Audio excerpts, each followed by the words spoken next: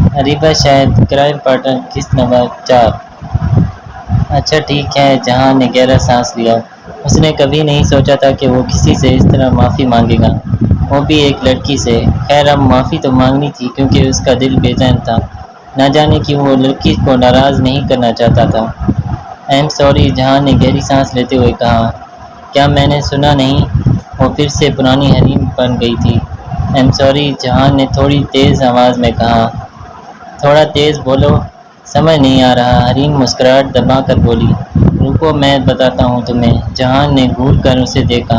اچھا ٹھیک ہے، کیا یاد کرو گے؟ حریم شاہ نے تمہیں معاف کر دیا۔ حریم کھلکھلا کر ہنسی۔ کچھ دیر بعد جہان اپنے کمرے میں آ گیا۔ ابھی وہ بیڈ پر لیٹا ہی تھا کہ اچھل کر کھڑا ہو گیا۔ جہان نے بیڈ پر نظر دوڑائی تو پورا بیڈ گیلا ہو رہا تھا۔ جہان سمجھ گیا کہ یہ کس کا کام ہو سکتا ہے۔ جہان نے ایک نظر گیلے بیڈ کو دیکھا اور گہری سانس لی۔ تکیہ اور کمبل لے کر وہ صوفے پر جا کر لیٹ گیا۔ رات کے قریب 11:45 بجے کسی کے کھنکھنانے کی آواز پر پلوشا کی آنکھ کھل گئی۔ وہ نیند کی بہت کچی تھی، ہلکی سی آہٹ پر بھی اٹھ کر بیٹھ جاتی تھی۔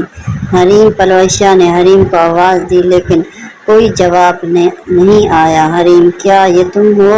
پلوشا نے ڈرتے ہوئے کہا۔ جواب نہ پا کر پلوشا ہمت کرتے ہوئے اٹھی اور بیڈ کے تھوڑے فاصلے پر رکھے حریم کے بیڈ کی جانب قدم بڑھا دیے۔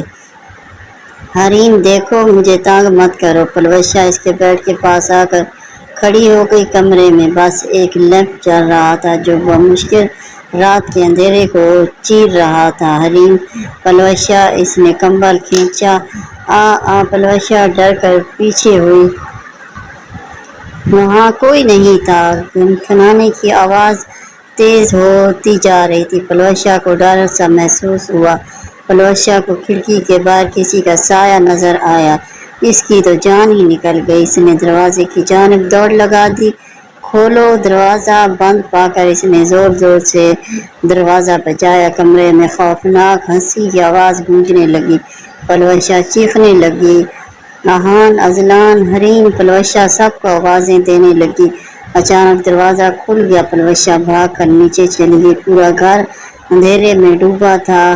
مما، پاپا، آغا جان کہاں ہیں آپ سب؟ پلوشا سیڑھیاں اترتی ہوئی ہال میں آ گئی۔ اسے لگا سب اسے چھوڑ کر گئے ہیں۔ کوئی ہے بابا، مما؟ پلوشا آوازیں دینے لگی۔ پورے ہال کمرے میں گھپ اندھیرے میں ہو رہا تھا۔ آہستہ آہستہ پھر وہی آواز آنے لگی۔ پلوشا بچوں کی طرح کان بند کر کے سیڑھیوں پر بیٹھ کر رونے لگی۔ 1 2 3 گھڑی میں جیسے ہی 12 بجے وہ دونوں چیخے۔ سرپرائز! دونوں زور سے چیخے۔ پلوشا نے سر اٹھایا۔ Happy birthday to you! Happy birthday dear Palwasha! Happy birthday to you! Palwasha نے سامنے دیکھا تو اس کی پوری فیملی اس کے لیے برتھ ڈے سانگ سنا رہی تھی۔ پلوشا بھاگ کر عائشہ بیگم کے گلے لگ گئی۔ Thank you! پلوشا نم آنکھوں سے مسکرائی۔ بھابھی ڈر گئی! اذلان نے شرارت سے کہا۔ آہان نے اسے گوری سی نوازا۔ اذلان نے اسے دانت دکھائے۔ چلو پہلے کیک کاٹ لو، یوسف صاحب بولے۔ پلوشا نے کیک کٹ کیا اور سب سے تحفے بھرپور دعائیں لیں۔ آغا جان اور باقی سب بڑے پلوشا کو دعا دے کر اپنے اپنے کمروں میں چلے گئے اور باقی سب گفٹ اٹھائے۔ پلوشا اور حریم کے کمرے میں آ کر کیسا لگا سرپرائز؟ حریم نے مسکراتے ہوئے کہا۔ کس کا پلان تھا یہ؟ پلوشا نے الٹا سوال کیا۔ ہمارا۔ حریم اور اذلان کھڑے ہوئے اور گھوم کر سر جھکایا، پھر ایک ہاتھ کمر پر اور دوسرا سینے پر رکھ کر کہا، مجھے پتا تھا ایسے پلانز تمہارے ہی شیطانی دماغ میں آ سکتے ہیں۔ پلوشا نے گھور کر کہا، آپ خوش قسمت ہو جو ہم نے آپ کو سرپرائز دیا، ورنہ کرائم پارٹنرز ہر ایک کو ایسے سرپرائز نہیں دیتے کیوں؟ اذلان نے کہہ کر حریم سے اپنی بات کی تائید چاہی۔ جی بالکل۔ حریم پلوشا کے ساتھ آ کر بیٹھ گئی۔ سب ٹھیک تھا لیکن میں اتنا ڈر گئی تھی کہ کسی کو کوئی برتھ ڈے سرپرائز اس طرح سے دیتا ہے۔ پلوشا نے نظریں پھیر لیں۔ اب بھائی، ہم جیسے لوگوں سے تو ایسے ہی سرپرائز کی امید رکھنا۔ ہماری آنکھیں مٹکا کر بولی۔ پلوشا بولی، نخرے تو دیکھو، ایک سرپرائز دیا، اتنا سب پلان کیا، اوپر سے شکریہ تک نہیں کہا۔ اذلان نے منہ بنایا۔ شکریہ آپ کا بہت بہت مجھے ڈرانے کے لیے۔ پلوشا نے شروع کا جملہ مسکرا کر اور آخری کا جملہ دونوں کو گھور کر مکمل کیا۔ نوازش حریم اور اذلان نے سر جھکا کر کہا، اچھا ویسے یہ گنگنانے کی آواز کس کی تھی؟ پلوشا نے پوچھا۔ میری۔ حریم بولی۔ وہی میں سوچا کہ اتنی بری آواز میں کون گانا گا رہا ہے۔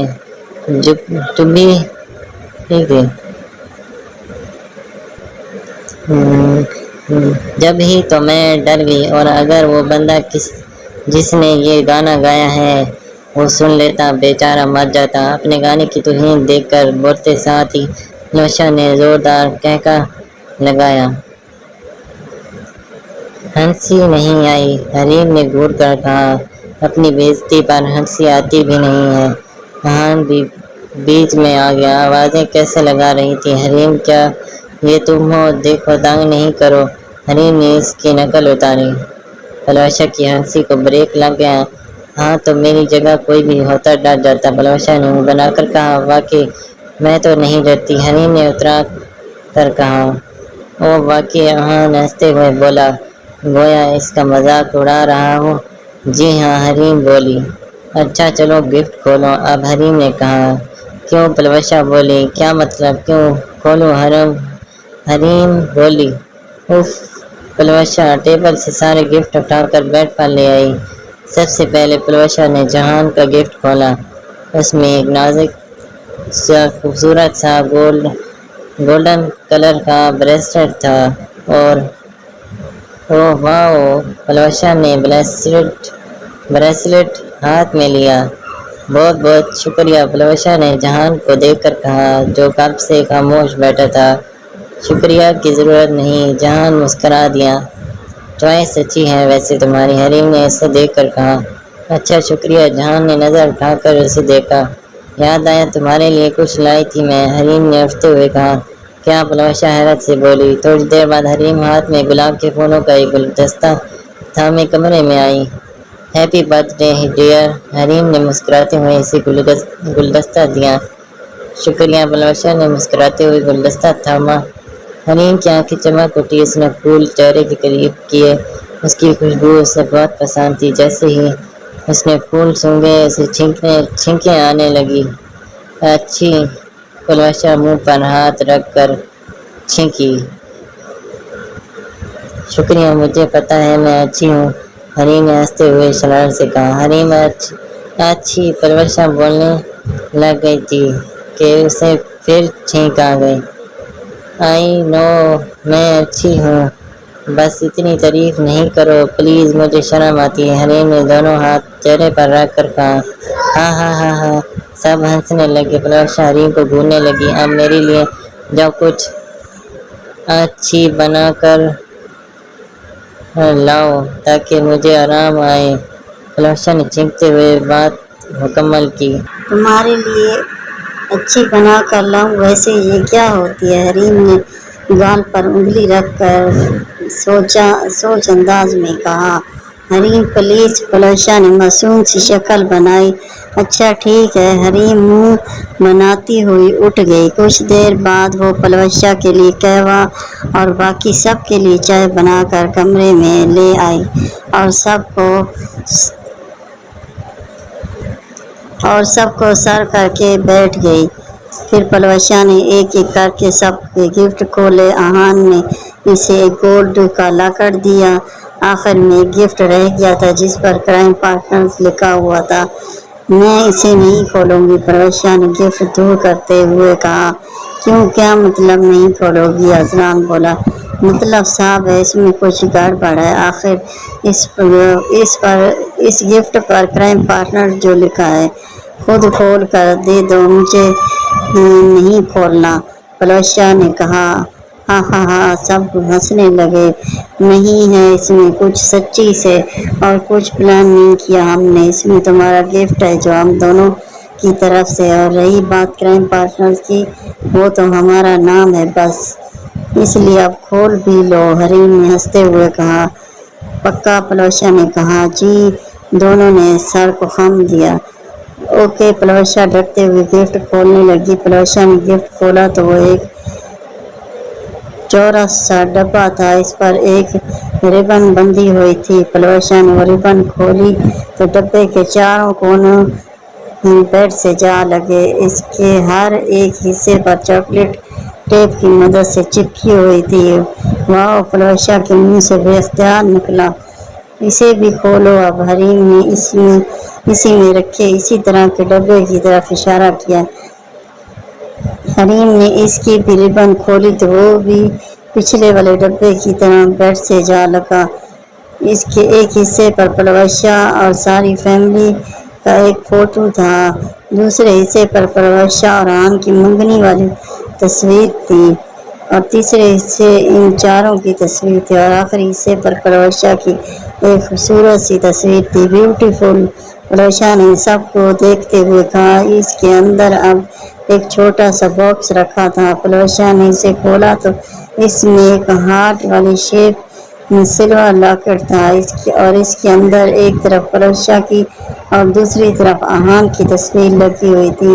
بہت خوبصورت ہے، تھینک یو سو مچ، پلوشا نے حریم کو گلے لگا کر کہا۔ تھینک یو کی کوئی ضرورت نہیں، حریم نے مسکرا کر کہا۔ ویسے تم دونوں سے مجھے یہ امید نہیں تھی، پلوشا نے ہنستے ہوئے کہا۔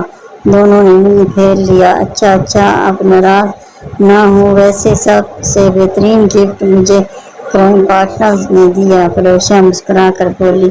اذلان اور حریم مسکرا دیے۔ آج کا دن میں کبھی نہیں بھولوں گی، پلوشا نے خوشی سے کہا۔